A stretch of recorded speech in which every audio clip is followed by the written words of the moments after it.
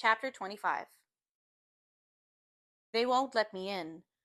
I see them wheel him through a set of double doors, and I follow. I burst through the doors. The smell of iodine and peroxide hits me, but all I have time to see is two men wearing surgical caps and a woman in green huddling over a gurney. A white sheet spills over the side of the gurney and brushes against grimy checkered tiles. A pair of small, bloody feet poke out from under the sheet, and I see that the big toenail on the left foot is chipped. Then a tall, thick-set man, in blue, presses his palm against my chest, and he's pushing me back out through the doors, his wedding band cold on my skin. I shove forward, and I curse him, but he says you cannot be here. He says it in English, his voice polite but firm. You must wait, he says, leading me back to the waiting area. And now the double doors swing shut behind him with a sigh, and all I see is the top of the men's surgical caps through the door's narrow rectangular windows. He leaves me in a wide, windowless corridor crammed with people sitting on metallic folding chairs set along the walls, others on the thin frayed carpet. I want to scream again, and I remember the last time I felt this way, riding with Baba in the tank of the fuel truck, buried in the dark with the other refugees. I want to tear myself from this place, from this reality, rise up like a cloud and float away, melt into this humid summer night and dissolve somewhere far over the hills. But I am here, my legs blocks of concrete, my lungs empty of air, my throat burning. There will be no floating away. There will be no other reality tonight. I close my eyes and my nostrils fill with the smells of the corridor, sweat and ammonia, rubbing alcohol and curry. On the ceiling, moths fling themselves at the dull gray light tubes running the length of the corridor, and I hear the papery flapping of their wings. I hear chatter, muted sobbing, sniffling, someone moaning, someone else sighing, elevator doors opening with a bing, the operator paging someone in Urdu. I open my eyes again, and I know what I have to do. I look around, my heart a jackhammer in my chest, blood thudding in my ears. There is a dark little supply room to my left. In it, I find what I need. It will do. I grab a white bed sheet from the pile of folded linens and carry it back to the corridor. I see a nurse talking to a policeman near the restroom. I take the nurse's elbow and pull. I want to know which way is west. She doesn't understand, and the lines on her face deepen when she frowns. My throat aches and my eyes sting with sweat. Each breath is like inhaling fire, and I think I'm weeping. I ask again. I beg. The policeman is the one who points. I throw my makeshift jai namaz, my prayer rug, on the floor, and I get on my knees, lower my forehead to the ground, my tears soaking through the sheet. I bow to the west. Then I remember I haven't prayed for over 15 years. I have long forgotten the words. But it doesn't matter. I will utter those few words I still remember. There is no God but Allah, and Muhammad is his messenger. I see now that Baba was wrong. There is a God. There always had been. I see him here in the eyes of the people in this corridor of desperation. This is the real house of God. This is where those who have lost God will find him. Not the white masjid with its bright diamond lights and towering minarets. There is a God. There has to be. And now I will pray. I will pray that he forgive that I have neglected him all these years. Forgive that I have betrayed, lied, and sinned with impunity, only to turn to him now in my hour of need. I pray that he is as merciful, benevolent, and gracious as his book says he is. I bow to the west and kiss the ground and promise that I will do zakat, I will do namaz, I will fast during Ramadan, and when Ramadan is past, I will go on fasting. I will commit to memory every last word of his holy book, and I will set on a pilgrimage to that sweltering city in the desert and bow before the Kaaba too. I will do all of this, and I will think of him every day from this day on, if he only grants me this one wish. My hands are stained with Hassan's blood. I pray God doesn't let them get stained with the blood of his boy too. I hear a whimpering and realize it is mine. My lips are salty with the tears trickling down my face.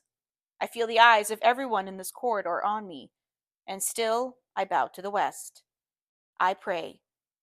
I pray that my sins have not caught up with me the way I'd always feared they would.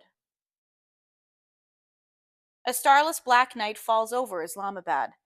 It's a few hours later, and I'm sitting now on the floor of a tiny lounge off the corridor that leads to the emergency ward. Before me is a dull brown coffee table cluttered with newspapers and dog-eared magazines. An April 1996 issue of Time, a Pakistani newspaper showing the face of a young boy who was hit and killed by a train the week before. An entertainment magazine with smiling Lollywood actors on its glossy cover. There is an old woman wearing a jade green salwar kameez and a crocheted shawl nodding off in a wheelchair across from me. Every once in a while, she stirs awake and mutters a prayer in Arabic. I wonder tiredly whose prayers will be heard tonight, hers or mine. I picture Sohrab's face, the pointed meaty chin, his small seashell ears, his slanting bamboo leaf eyes so much like his father's. A sorrow as black as the night outside invades me, and I feel my throat clamping. I need air. I get up and open the windows. The air coming through the screen is musty and hot. It smells of overripe dates and dung. I force it into my lungs in big heaps, but it doesn't clear the clamping feeling in my chest. I drop back on the floor. I pick up the Time magazine and flip through the pages. But I can't read, can't focus on anything. So I toss it on the table and go back to staring at the zigzagging pattern of the cracks on the cement floor, at the cobwebs on the ceiling where the walls meet, at the dead flies littering the windowsill. Mostly, I stare at the clock on the wall. It's just past 4 a.m., and I've been shut out of the room with the swinging double doors for over 5 hours now. I still haven't heard any news.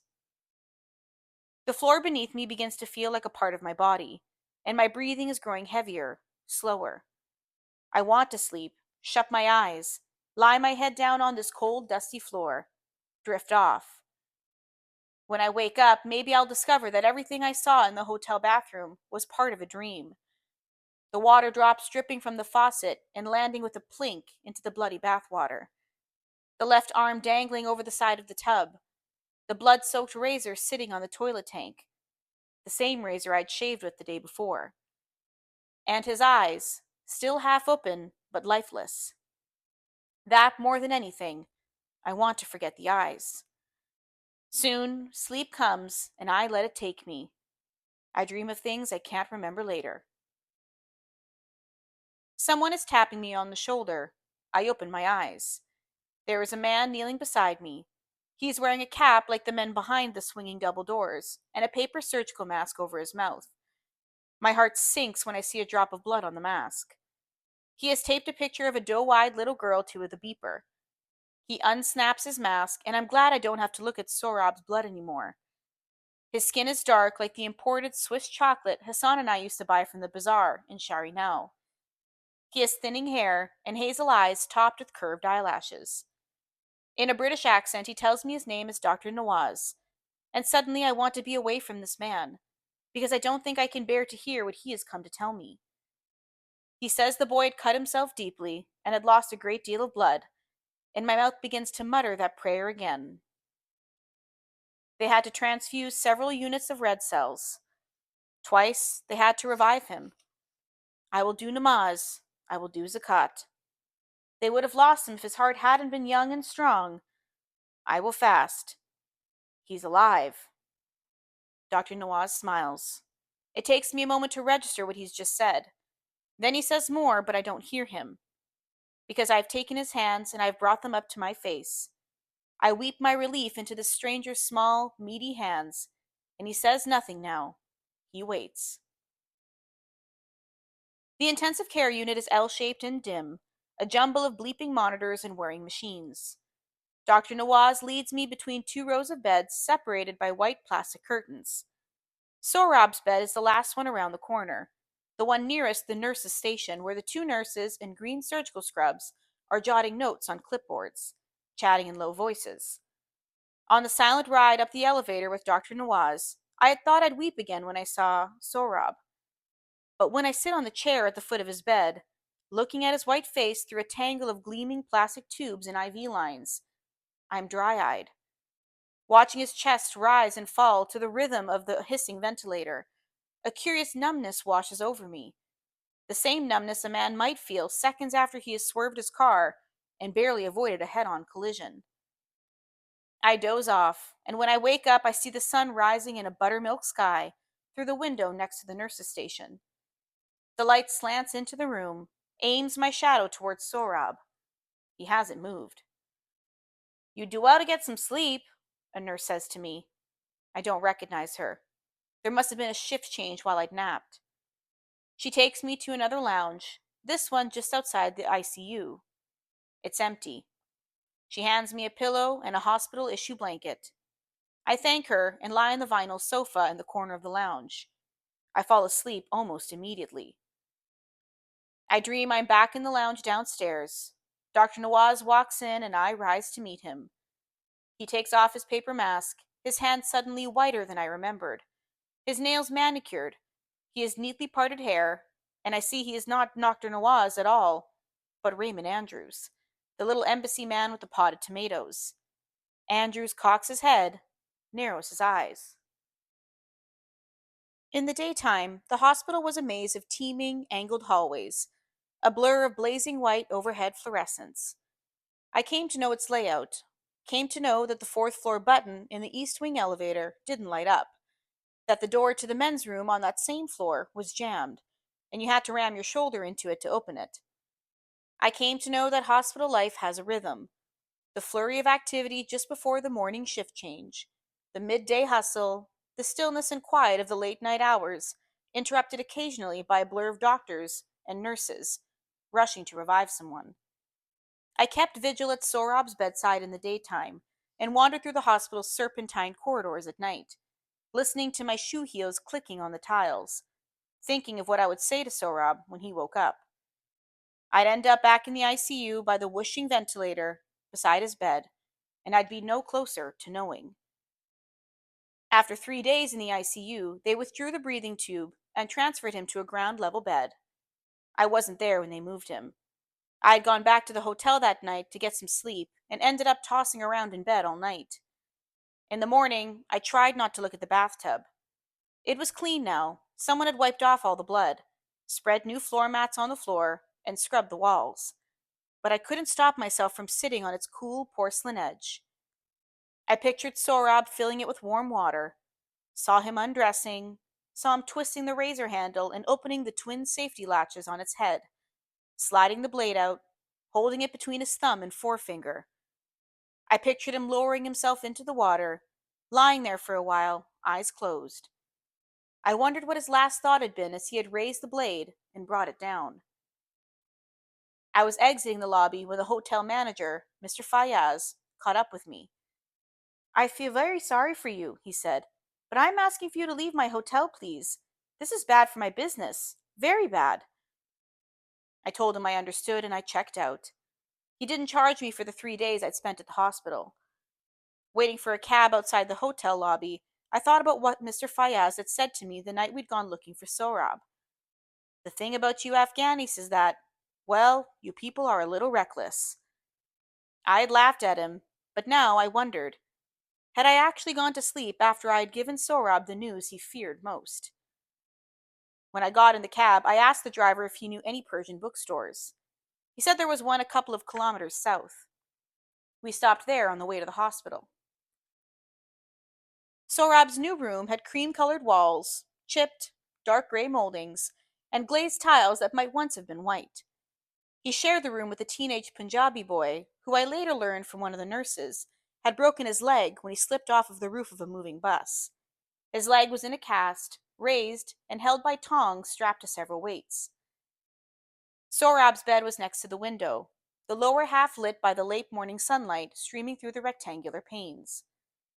A uniformed security guard was standing at the window, munching on cooked watermelon seeds. Sohrab was under 24 hours a day suicide watch.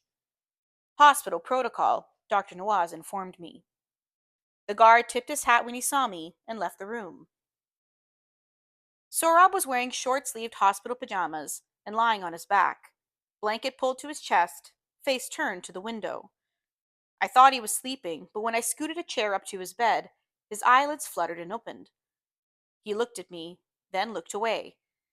He was so pale, even with all the blood they had given him, and there was a large purple bruise in the crease of his right arm. "How are you?" I said. He didn't answer. He was looking through the window at a fenced-in sandbox and swing set in the hospital garden. There was an arch-shaped trellis near the playground, in the shadow of a row of hibiscus trees, a few green vines climbing up its timber lattice. A handful of kids were playing with buckets and pails in the sandbox. The sky was a cloudless blue that day, and I saw a tiny jet leaving behind twin white trails. I turned back to Sohrab. "I spoke to Dr. Nawaz a few minutes ago, and he thinks he'll be discharged in a couple of days. That's good news, nay?" Again I was met by silence. The Punjabi boy at the other end of the room stirred in his sleep and moaned something. "I like your room," I said, trying not to look at Sohrab's bandaged wrists. "It's bright, and you have a view." Silence. A few more awkward minutes passed, and a light sweat formed on my brow, my upper lip. I pointed to the untouched bowl of green pea oche on his nightstand, the unused plastic spoon. "You should try to eat something. Gain your quwwat back, your strength. Do you want me to help you?" He held my glance, then looked away, his face set like a stone. His eyes were still lightless, I saw, vacant, the way I had found them when I pulled him out of the bathtub. I reached into the paper bag between my feet and took out the used copy of the Shahnameh I had bought at the Persian bookstore. I turned the cover so it faced Sohrab. "I used to read this to your father when we were children. We'd go up the hill by our house and sit beneath the pomegranate." I trailed off. Sohrab was looking through the window again. I forced a smile. "Your father's favorite was the story of Rostam and Sohrab, and that's how you got your name. I know you know that." I paused, feeling a little bit like an idiot. "Anyway, he said in his letter that it was your favorite too, so I thought I'd read you some of it. Would you like that?" Sohrab closed his eyes, covered them with his arm, the one with the bruise. I flipped to the page I'd bent in the taxicab. "Here we go," I said, wondering for the first time what thoughts had passed through Hassan's head when he finally read the Shahnameh for himself and discovered that I had deceived him all those times. I cleared my throat and read. "Give ear unto the combat of Sohrab against Rostam, though it be a tale replete with tears," I began. "It came about that on a certain day Rostam rose from his couch, and his mind was filled with forebodings. He bethought him—" I read him most of chapter 1, up to the part where the young warrior Sohrab comes to his mother, Tamine, the princess of Semengan, and demands to know the identity of his father. I closed the book. "Do you want me to go on? There are battles coming up, remember? Sohrab leaving his army to the White Castle in Iran. Should I read on?" He shook his head slowly. I dropped the book back in the paper bag. "That's fine," I said, encouraged that he had responded at all. "Maybe we can continue tomorrow. How do you feel?" Sohrab's mouth opened and a hoarse sound came out. Dr. Nawaz had told me that would happen, on account of the breathing tube they had slid through his vocal cords. He licked his lips and tried again. "Tired." "I know. Dr. Nawaz said that was to be expected." He was shaking his head. "What, Sohrab?" He winced when he spoke again in a husky voice, barely above a whisper. "Tired of everything." I sighed and slumped in my chair. There was a band of sunlight on the bed between us, and for just a moment, the ashen gray face looking at me from the other side of it was a dead ringer for Hassan's. Not the Hassan I played marbles with until the mullah belted out the evening azan and Ali called us home. Not the Hassan I chased down our hill as the sun dipped behind clay rooftops in the west. But the Hassan I saw alive for the last time, dragging his belongings behind Ali in a warm summer downpour, stuffing them in the trunk of Baba's car while I watched through the rain-soaked window of my room. He gave a slow shake of his head. "Tired of everything," he repeated. "What can I do, Sohrab? Please tell me." "I want—" he began. He winced again and brought his hand to his throat, as if to clear whatever was blocking his voice. My eyes were drawn again to his wrist, wrapped tightly with white gauze bandages. I want my old life back, he breathed. Oh, Sohrab. I want father and mother John. I want Sasa. I want to play with Rahim Khan Sahib in the garden. I want to live in our house again. He dragged his forearm across his eyes. I want my old life back. I didn't know what to say, where to look, so I gazed down at my hands. Your old life, I thought. My old life, too. I played in the same yard, Sohrab. I lived in the same house. But the grass is dead, and a stranger's jeep is parked in the driveway of our house, pissing oil all over the asphalt. Our old life is gone, Sohrab, and everyone in it is either dead or dying. It's just you and me now. Just you and me. I can't give you that, I said. I wish you hadn't. Please don't say that. Wished you hadn't. I wished you had left me in the water. Don't ever say that, Sohrab, I said, leaning forward. I can't bear to hear you talk like that. I touched his shoulder, and he flinched, drew away. I dropped my hand, remembering ruefully how in the last days before I'd broken my promise to him, he had finally become at ease with my touch. Sohrab, I can't give you your old life back. I wish to God I could. But I can take you with me. That was what I was coming in the bathroom to tell you. You have a visa to go to America, to live with me and my wife. It's true, I promise. He sighed through his nose and closed his eyes. I wished I hadn't said those last two words. You know, I've done a lot of things I regret in my life, I said, and maybe none more than going back on the promise I made you. But that will never happen again, and I'm so very profoundly sorry. I ask for your bakshesh, your forgiveness. Can you do that? Can you forgive me? Can you believe me? I dropped my voice. Will you come with me? As I waited for his reply, my mind flashed back to a winter day from long ago. Hassan and I sitting on the snow beneath a leafless sour cherry tree. I had played a cruel game with Hassan that day, toyed with him, asked him if he would chew dirt to prove his loyalty to me. Now I was the one under the microscope, the one who had to prove my worthiness. I deserved this. Sohrab rolled to his side, his back to me. He didn't say anything for a long time. And then, just as I thought he might have drifted to sleep, he said with a croak, I am so kasta, so very tired. I sat by his bed until he fell asleep. Something was lost between Sohrab and me.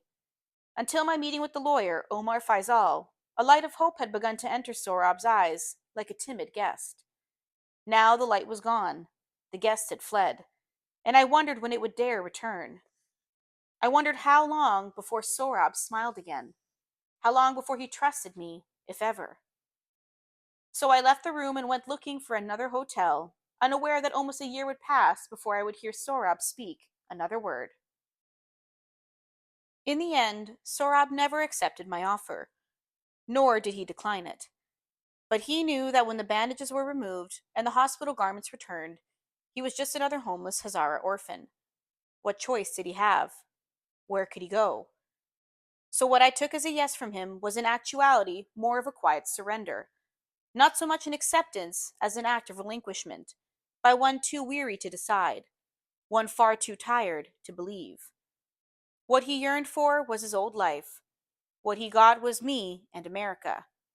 Not that it was such a bad fate, everything considered, but I couldn't tell him that. Perspective was a luxury when your head was constantly buzzing with a swarm of demons.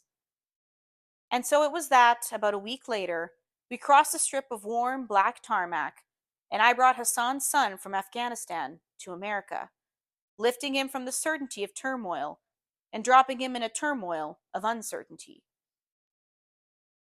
One day, maybe around 1983 or 1984, I was at a video store in Fremont. I was standing in the Western section when a guy next to me, sipping Coke from a 7-Eleven cup, pointed to the Magnificent Seven and asked me if I'd seen it. Yes, 13 times, I said. Charles Bronson dies in it. So do James Coburn and Robert Vaughn. He gave me a pinch-faced look, as if I had just spat in his soda. Thanks a lot, man, he said, shaking his head and muttering something as he walked away. That was when I learned that in America, you don't reveal the ending of a movie. And if you do, you'll be scorned and made to apologize profusely for having committed the sin of spoiling the end. In Afghanistan, the ending is all that mattered. When Hassan and I came home after watching a Hindi film at Cinema Zainab, what Ali, Rahim Khan, Baba, or the myriad of Baba's friends, second and third cousins milling in and out of the house, wanted to know was this: did the girl in the film find happiness? Did the Bache film, the guy in the film, become kamyab and fulfill his dreams? Or was he nakam, doomed to wallow in failure? Was there happiness at the end? They wanted to know. If someone were to ask me today whether the story of Hassan, Sohrab, and me ends with happiness, I wouldn't know what to say. Does anybody's? After all, life is not a Hindi movie. Zindagi Migzara, Afghans like to say. Life goes on, unmindful of beginning, end, kayam, nakam, crisis or catharsis, moving forward like a slow, dusty caravan of coachees. I wouldn't know how to answer that question, despite the matter of last Sunday's tiny miracle. We arrived home about 7 months ago, on a warm day in August 2001. Soraya picked us up at the airport. I had never been away from Soraya for so long, and when she locked her arms around my neck, when I smelled apples in her hair, I realized how much I'd missed her. "You're still the morning sun to my Yelda," I whispered. "What?" "Never mind." I kissed her ear. After she knelt to eye level with Sohrab, she took his hand and smiled at him. "Salam, Sohrab Jan. I'm your Khala Soraya. We've all been waiting for you." Looking at her smiling at Sohrab, her eyes tearing over a little, I had a glimpse of the mother she might have been, had her own womb not betrayed her. Sohrab shifted on his feet and looked away. Soraya had turned the study upstairs into a bedroom for Sohrab. She let him in, and he sat on the edge of the bed. The sheets showed brightly colored kites flying in indigo blue skies. She had made inscriptions on the wall by the closet, feet and inches to measure a child's growing height. At the foot of the bed, I saw a wicker basket stuffed with books, a locomotive, a watercolor set. Sohrab was wearing the plain white t-shirt and new denims I had bought him in Islamabad just before we'd left. The shirt hung loosely over his bony, slumping shoulders. The color still hadn't seeped back into his face, save for the halo of dark circles around his eyes. He was looking at us now in the impassive way he looked at the plates of boiled rice the hospital orderly placed before him. Soraya asked if he liked his room, and I noticed that she was trying to avoid looking at his wrists, and that her eyes kept swaying back to those jagged pink lines. Sohrab lowered his head, hid his hands under his thighs, and said nothing. Then he simply lay his head on the pillow. Less than 5 minutes later, Soraya and I watching from the doorway, he was snoring. We went to bed, and Soraya fell asleep with her head on my chest. In the darkness of our room, I lay awake, an insomniac once more. Awake, and alone with demons of my own. Sometime in the middle of the night, I slid out of bed and went to Sohrab's room. I stood over him, looking down, and saw something protruding from under his pillow. I picked it up, saw it was Rahim Khan's Polaroid, the one I'd given to Sohrab the night we had sat by the Shah Faisal Mosque. The one of Hassan and Sohrab standing side by side, squinting in the light of the sun, and smiling like the world was a good and just place. I wondered how long Sohrab had lain in bed staring at the photo, turning it in his hands. I looked at the photo. "Your father was a man torn between two halves," Rahim Khan had said in his letter. I had been the entitled half, the society-approved, legitimate half, the unwitting embodiment of Baba's guilt. I looked at Hassan, showing those two missing front teeth, sunlight slanting on his face. Baba's other half, the unentitled, unprivileged half, the half who had inherited what had been pure and noble in Baba. The half that, maybe, in the most secret recesses of his heart, Baba had thought of as his true son. I slipped the picture back where I'd found it, and then I realized something. That last thought had brought no sting with it. Closing Sohrab's door, I wondered if that was how forgiveness budded.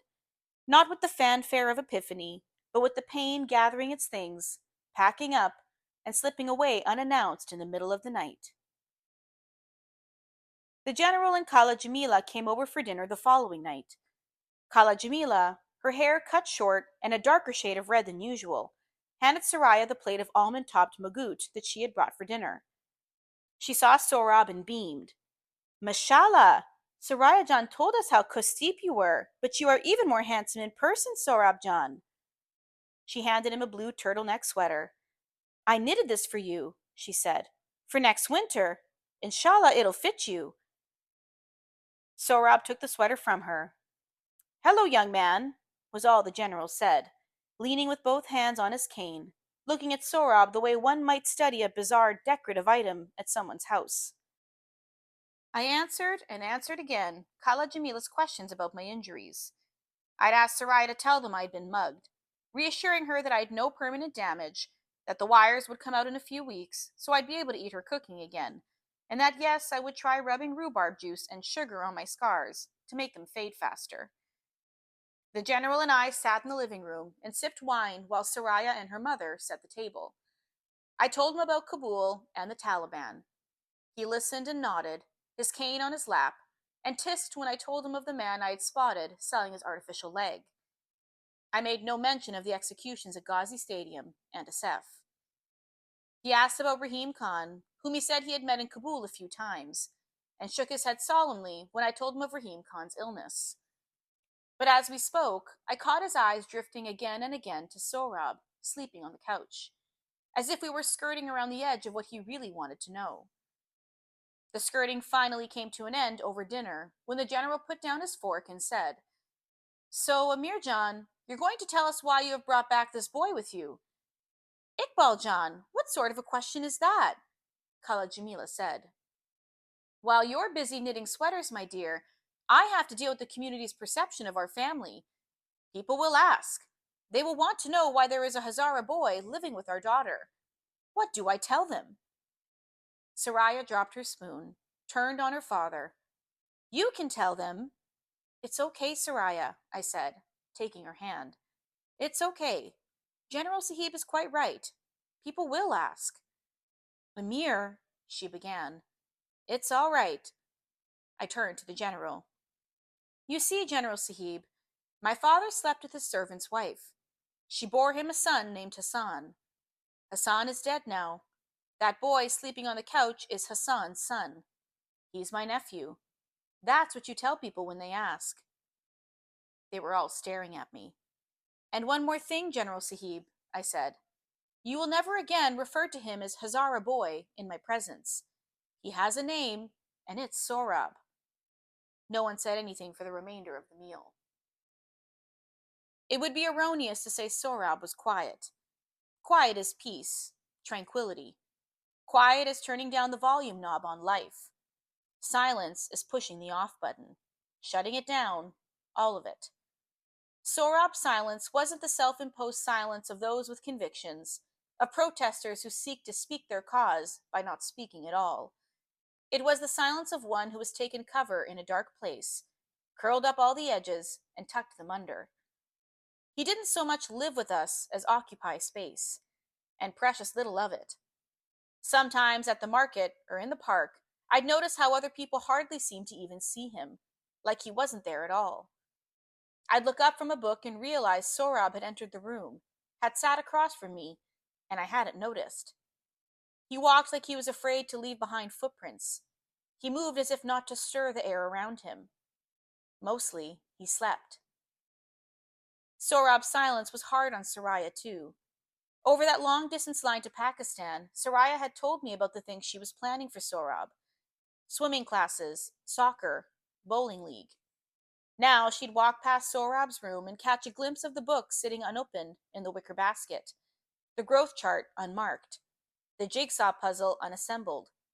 Each item a reminder of a life that could have been, a reminder of a dream that was wilting even as it was budding.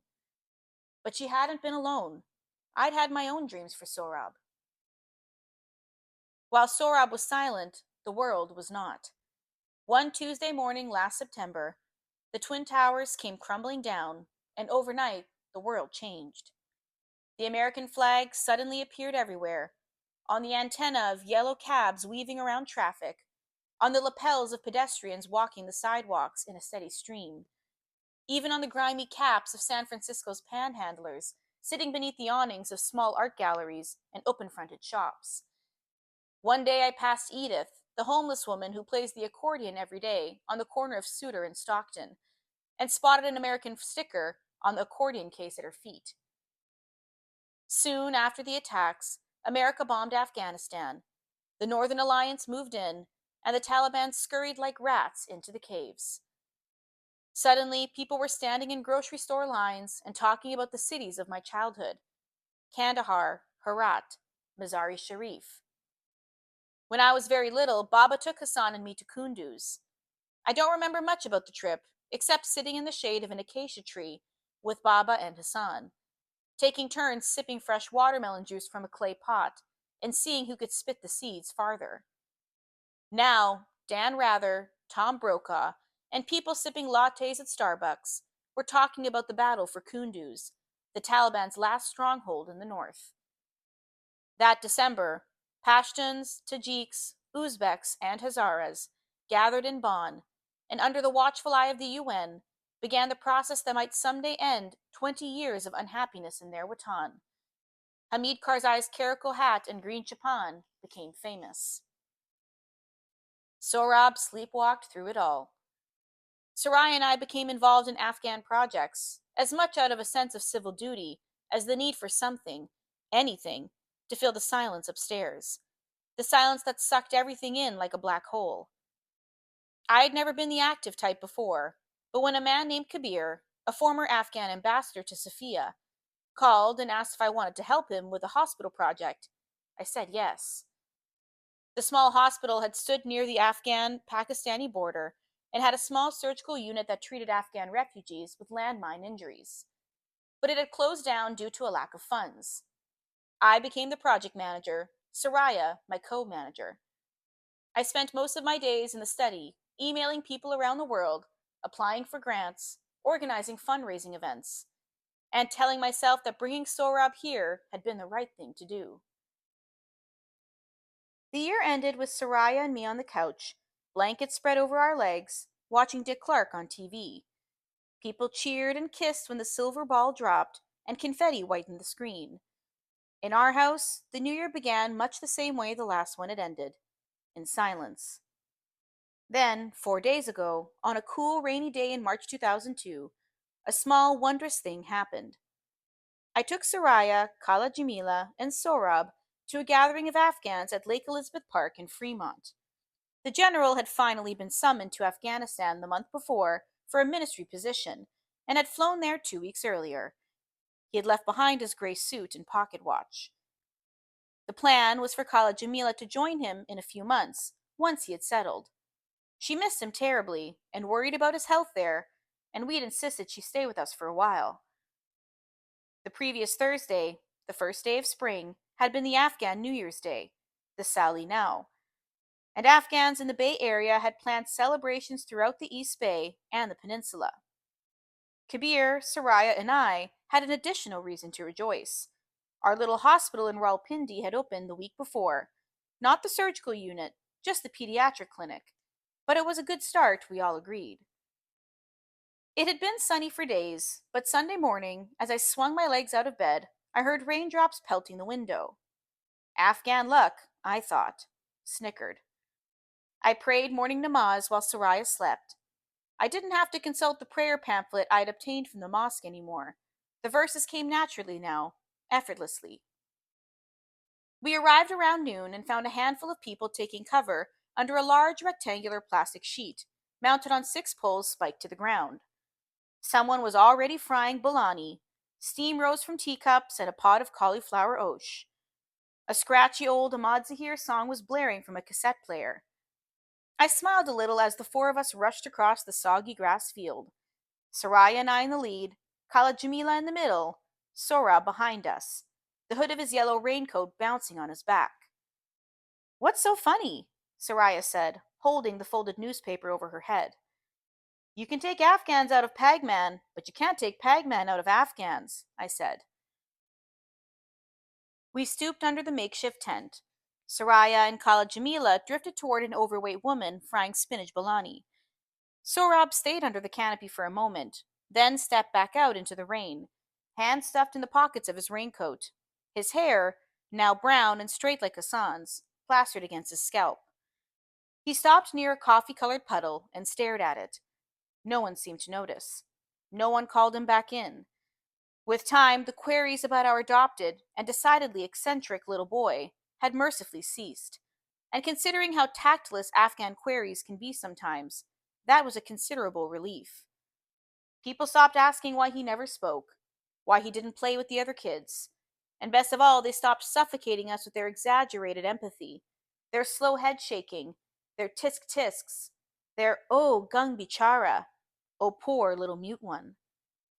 The novelty had worn off. Like dull wallpaper, Sohrab had blended into the background. I shook hands with Kabir, a small, silver-haired man. He introduced me to a dozen men, one of them a retired teacher, another an engineer, a former architect, a surgeon who was now running a hot dog stand in Hayward. They all said they'd known Baba in Kabul, and they spoke about him respectfully. In one way or another, he had touched all their lives. The men said I was lucky to have had such a great man for a father.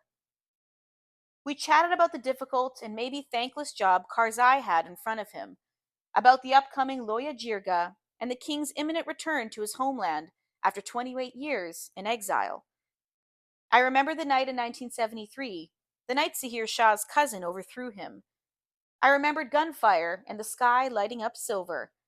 Ali had taken me and Hassan in his arms, told us not to be afraid, that they were just shooting ducks.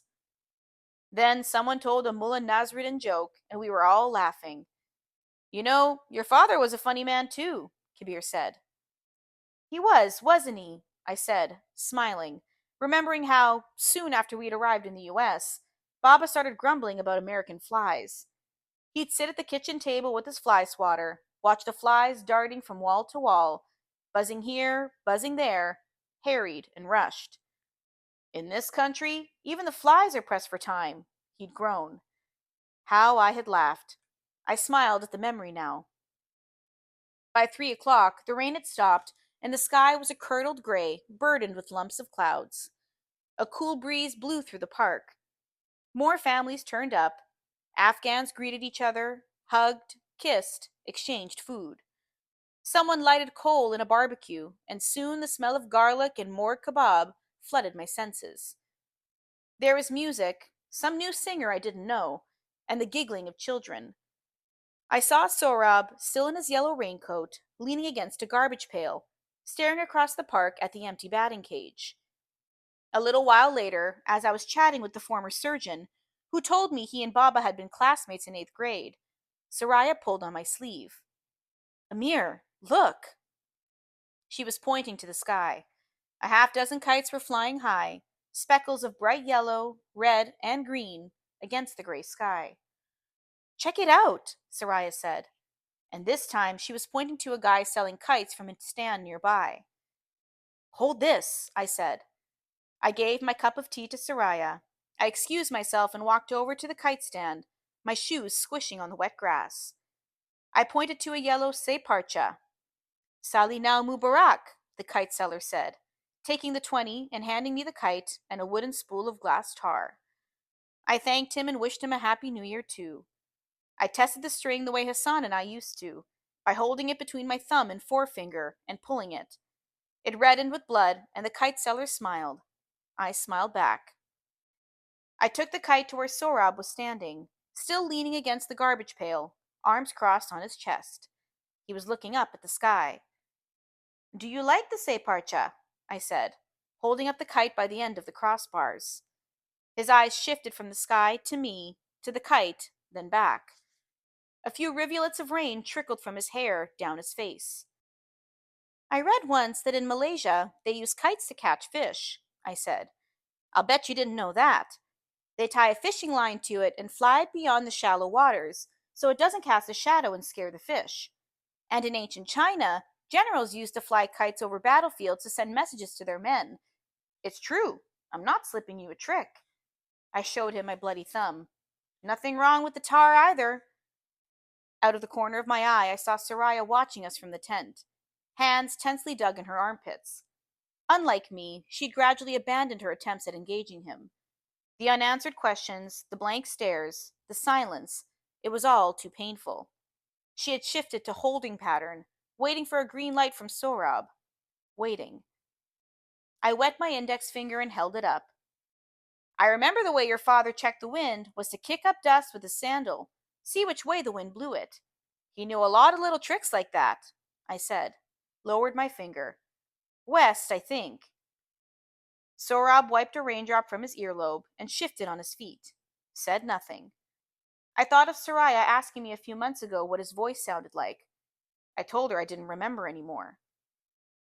Did I ever tell you your father was the best kite runner in Wazir Akbar Khan? Maybe all of Kabul, I said, nodding the loose end of the spool tar to the string loop tied to the center spar. How jealous he made the neighborhood kids. He'd run kites and never look up at the sky, and people used to say he was chasing the kite's shadow. But they didn't know him like I did. Your father wasn't chasing any shadows. He just knew. Another half a dozen kites had taken flight. People had started to gather in clumps, teacups in hand, eyes glued to the sky. Do you want to help me fly this? I asked. Sorab's gaze bounded from the kite to me, back to the sky. Okay, I shrugged. Looks like I'll have to fly it 10 high. Solo. I balanced the spool in my left hand and fed about 3 feet of tar. The yellow kite dangled at the end of it, just above the wet grass. Last chance, I said, but Sorab was looking at a pair of kites tangling high above the trees. All right, here I go. I took off running, my sneakers splashing rainwater from puddles, the hand clutching the kite end of the string held high above my head. It had been so long, so many years since I'd done this, and I wondered if I'd make a spectacle of myself. I let the spool roll in my left hand as I ran, felt the string cut my right hand again as it fed through. The kite was lifting behind my shoulder now, lifting, wheeling, and I ran harder. The spool spun faster, and the glass string tore another gash in my right palm. I stopped and turned, looked up, smiled. High above, my kite was tilting side to side like a pendulum, making that old paper bird flapping its wings sound I always associated with winter mornings in Kabul. I hadn't flown a kite in a quarter of a century, but suddenly I was 12 again, and all the old instincts came rushing back. I felt a presence next to me and looked down. It was Sohrab, hands dug deep in the pockets of his raincoat. He had followed me. Do you want to try? I asked. He said nothing, but when I held the string out for him, his hand lifted from his pocket, hesitated, took the string. My heart quickened as I spun the spool to gather the loose string. We stood quietly side by side, necks bent up. Around us, kids chased each other, slid on the grass. Someone was playing an old Hindi movie soundtrack now. A line of elderly men were praying afternoon namaz on a plastic sheet spread on the ground. The air smelled of wet grass, smoke, and grilled meat. I wished time would stand still. Then I saw we had company. A green kite was closing in. I traced the string to a kid standing about 30 yards from us. He had a crew cut and a t-shirt that read, "The Rock Rules," in bold flock letters. He saw me looking at him and smiled, waved. I waved back. Sohrab was handing the string back to me. Are you sure? I said, taking it. He took the spool from me. Okay, I said. Let's give him a sabag. Teach him a lesson, nay? I glanced over at him. The glassy, vacant look in his eyes was gone. His gaze flitted between our kite and the green one. His face was a little flushed, his eyes suddenly alert. Awake, alive. I wondered when I had forgotten that, despite everything, he was still just a child. The green kite was making its move. Let's wait, I said. We'll let him get a little closer. It dipped twice and crept toward us. Come on, come to me, I said. The green kite drew closer yet, now rising a little above us, unaware of the trap I'd set for it. Watch, Sohrab. I'm going to show you one of your father's favorite tricks, the old lift and dive. Next to me, Sohrab was breathing rapidly through his nose. The spool rolled in his palm, the tendon of his scarred wrist like rhubarb strings. Then I blinked, and for just a moment, the hands holding the spool were the chip-nailed, calloused hands of a hare-lipped boy. I heard a crow cawing somewhere, and I looked up. The park shimmered with snow so fresh, so dazzling white, it burned my eyes. It sprinkled soundlessly from the branches of white-clad trees. I smelled turnip kurma now, dried mulberries, sour oranges, sawdust and walnuts. The muffled quiet, snow quiet, was deafening. Then, far away across the stillness, a voice calling us home, the voice of a man who dragged his right leg. The green kite hovered directly above us now. "He's going for it, any time now," I said, my eyes flicking from Sohrab to our kite. The green kite hesitated, held position, then shot down. "Here he comes," I said. I did it perfectly. After all these years, the old lift and dive trap. I loosened my grip and tugged on the string, dipping and dodging the green kite. A series of quick sidearm jerks, and our kite shot up counterclockwise in a half circle. Suddenly, I was on top. The green kite was scrambling now, panic-stricken. But it was too late. I had already slipped him Hassan's trick. I pulled hard, and our kite plummeted. I could almost feel our string sawing his. Almost heard the snap. Then, just like that, the green kite was spinning and wheeling out of control. Behind us, people cheered. Whistles and applause broke out. I was panting. The last time I'd felt a rush like this was that day in the winter of 1975. Just after I'd cut the last kite, when I spotted Baba on our rooftop, clapping, beaming. I looked down at Sohrab. One corner of his mouth had curled up just so. A smile, lopsided, hardly there, but there. Behind us, kids were scampering, and a melee of screaming kite runners were chasing the loose kite drifting high above the trees. I blinked, and the smile was gone. But it had been there. I had seen it. "Do you want me to run that kite for you?" His Adam's apple rose and fell as he swallowed. The wind lifted his hair. I thought I saw him nod. "For you, 1,000 times over," I heard myself say. Then I turned and ran. It was only a smile, nothing more. It didn't make everything all right. It didn't make anything all right. Only a smile. A tiny thing. A leaf in the woods shaking in the wake of a startled bird's flight. But I'll take it. With open arms, because when spring comes, it melts the snow one flake at a time. And maybe I just witnessed the first flake melting. I ran. A grown man running with a swarm of screaming children. But I didn't care. I ran with the wind blowing in my face, and a smile as wide as the valley of Panjshir on my lips. I ran.